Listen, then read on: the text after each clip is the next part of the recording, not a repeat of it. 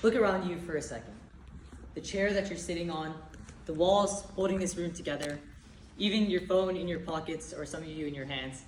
You know, these are all things that started with the one question that got them created. What should we make it out of? Our world quietly runs on three materials: steel, silicon, and plastic. Steel gives our world strength, silicon its intelligence, and plastic its flexibility. But as we move forward in time, we're realizing that all three of these materials are running out of room to grow for various reasons. So today in my speech, I'm going to be discussing what will replace silicon, steel, and plastic as time moves on. But I'll also be discussing why it's important to understand how material science and, more importantly, innovating in a physical way is just as important as innovating through software, code, or AI. And that's a realization that I made while writing a blog post one night for Materia MSE. So pretty much I was late one night working on a blog, writing an article about the material science behind a car. How, the carbon fiber spoiler or the aluminum frame are all materials decisions that lead to different outcomes on the car's performance. And what I realized was that although there's a lot of progress when it comes to small things like optimizing cars for F1 or building specific implications, as a whole, our society doesn't think thinking new matter is an actual way of solving a problem. So that's when I realized that innovation would not come from software, code, or AI, but would come from the way that we rethink matter itself. So let's start by looking at steel. It worked. Steel is often considered by material science to be the backbone of our civilization. We spend a lot of money on steel, producing 1.9 billion tons of steel every single year, which is enough to build 180,000 Golden Gate bridges annually. But this comes with the hidden cost, and that hidden cost is carbon emissions. We see that steel produces 9% of the world's carbon dioxide emissions, which, as we all know, is very harmful for society. But more importantly, what we have to realize is that steel is also important for building our homes and building our cities. So what material science have come up with is two different solutions. One is composites, and the second one is green steel. Composites first.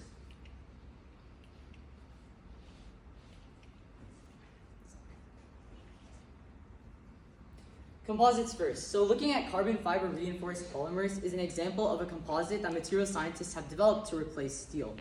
These composites are 5 times stronger than steel at only 1/2 of the weight, cost, and carbon emissions, making them a viable alternative. But then why don't we see carbon fiber reinforced polymers everywhere where we see steel? Well, the thing is, it's not always so simple. Because you have a reduced weight, sometimes it's not the best to use for the foundation of a building. And that's where green steel comes in. Green steel is pretty much the material science engineering way of approaching steel by actually editing the process. Here, the innovation made is that they process iron ore instead of using coal, but using hydrogen. This way, in Sweden, through the hybrid project, they were able to cut emissions by 97%. And that means that they practically cut their emissions entirely and were able to then apply this actually in Volvo concept cars. So this is an example, and the previous example as well was an example of how steel isn't necessarily disappearing, but will evolve and continue to grow as our society and innovation does. Next is silicon. Silicon is the heart of our digital computing and renewable energy. When it comes to digital computing, I'm sure each and every single one of you guys knows that the chip inside of your phone and the chip inside of your computer has transistors made of silicon.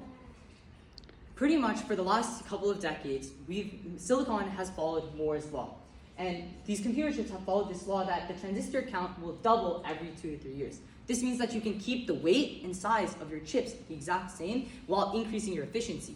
Or you can keep your efficiency the same while decreasing the amount of weight and size that these chips take up. However, in 2005, we had a huge problem because these chips were getting so small without increasing too much efficiency that the electrons themselves that make the chip work started spilling out, causing heat problems, reducing efficiency, which creates that flat line we see here. So once again, the material science solution to that is 2D semiconductors. By combining graphene, which is just 1 atom thick, 200 times stronger than steel with a 1 terapascal modulus that has no band gap, making it the perfect highway for these electrons to run on. And MOS2, which is pretty much like a switch that can help us, that has a really high band gap, that will help us actually run these electrons on and off at the nanoscale. With this, we're able to create 2D semiconductors that are flatter, which makes it smaller, cooler, and faster than the current silicon chips we're using. The other implication that I was talking about earlier with silicon was renewable energy. And in renewables, we see that silicon taps out very early at a 26% efficiency rate in solar panels. Whereas by using tandem materials or stacking materials, we're able to use perovskite silicon tandems to actually increase that efficiency to 35%. And this 9% increase isn't created by some software or ML algorithm. Instead, this is genuinely just a material stacking process that created a 9% gain. And what we have to realize is that when we see gains like this, it genuinely shows how different aspects and different materials will power the future, not just what we see nowadays like code on the screen. All right, lastly is plastic. Plastic is often considered in the materials world the miracle that became a problem. At the start, we were producing roughly 1 million tons of plastic every year. Now we produce 450 million tons of plastic every year, and only 9% is recycled.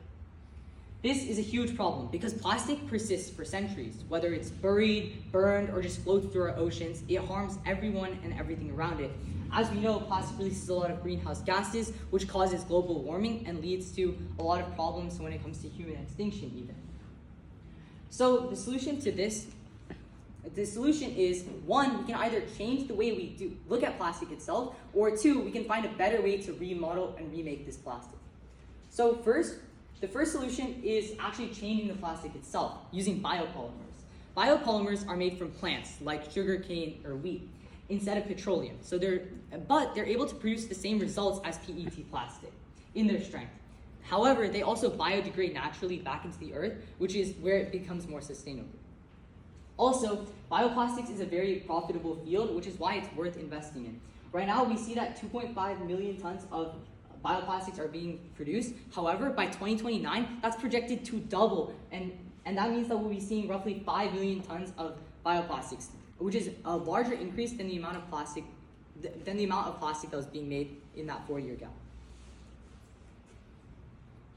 The other solution that scientists are turning to is molecular recycling, which is pretty much turning the plastic waste back into usable plastic by cutting it up back into its basic building blocks, then putting it back together like Lego pieces. And pretty much this way, we're able to save 60% of the energy used towards new production as well. Overall, we're going to see smarter plastic for a more sustainable future. Time and time again, history repeats itself. It names itself after the material of the time. We had the Stone Age, the Iron Age, and the current age, the Silicon Age. I've heard a lot of people use words like we're in the age of software or we're in the age of AI. However, I'd like to propose that we could be entering an age of new matter, where the materials we make become more important than the gadgets or technology that we have. I propose a world where there's new matter that's lighter than air, stronger than steel, thinner than light, and more sustainable than anything we've ever built before. Because as I mentioned, the solutions that will drive the future won't always be coming from software, AI, or code. It'll come from new materials, because that's what's caused all these breakthroughs that have come before us and will continue to propel the breakthroughs that are to come. So if I had to end it with one thing, I would say, the future isn't waiting to be coded. It's waiting to be engineered, atom by atom.